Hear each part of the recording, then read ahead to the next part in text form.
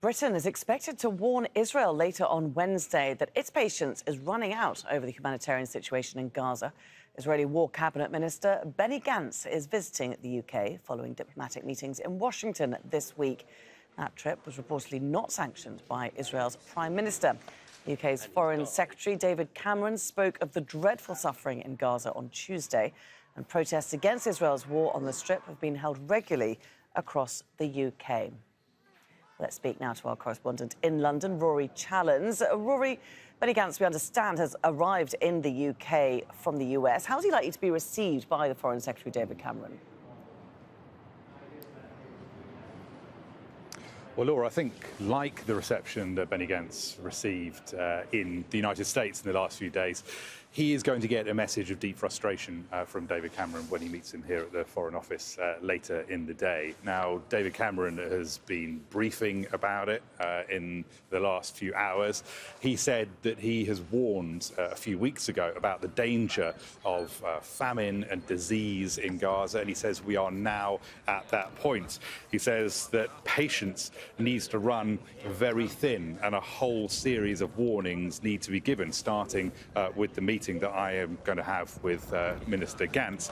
He says that the amount of aid that Israel allowed into Gaza in February was about half as much as it allowed during January. So there's deep concern about the humanitarian situation there. And another specific warning for Israel, for Benny Gantz, that's coming from David Cameron, saying that Israel is the occupying power, it is responsible, and that has consequences, including, he says, in how we look at whether Israel is compliant with international humanitarian law. So a lot of things for Benny Gantz to be thinking about as he heads home. A lot of things, but will any of it have any impact? Yeah, well, I mean, there are a few things to say about that.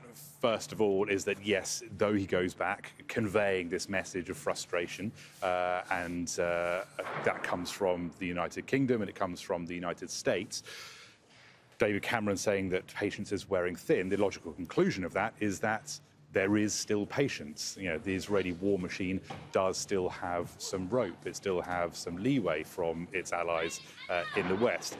Another thing to look at as well, who is Benny Gantz anyway? He is a member of the War Cabinet, yes, but he is also an opposition politician, a former Prime Minister. This trip that he's on, I think, is viewed by many people within the Israeli government as essentially a freelancing enterprise. Netanyahu is apparently no fan of it, and it was reported in the Israeli media that he had told the Israeli embassy in the United States not to support Gantz on this mission. So there are plenty in the right wing of Netanyahu's coalition who think this is a kind of Trojan horse for the United States to try and push the two-state solution, which they are no fan of as well. So don't expect Benny Gantz to go back to Israel and get a warm reception and an open ear from Netanyahu and his coalition allies. No, indeed. Rory Challands, many thanks for joining us with that from London.